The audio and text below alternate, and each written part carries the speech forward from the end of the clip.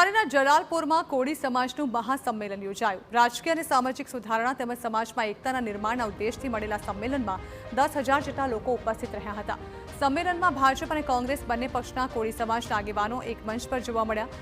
નવસારીના જલાલપોર ભાજપના ધારાસભ્ય આર.સી. પટેલે પણ સંમેલનમાં હાજરી આપી। કોળી સમાજને રાજકીય પ્રતિનિધિ આપવામાં અન્યાય થતો હોવાની ચર્ચા સંમેલનમાં ઉઠી હતી।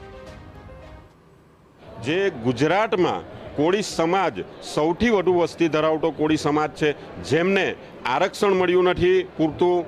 જ્યારે સરકારની વાત હોય તો સરકારમાં સ્થાન આપવામાં આવતું નથી।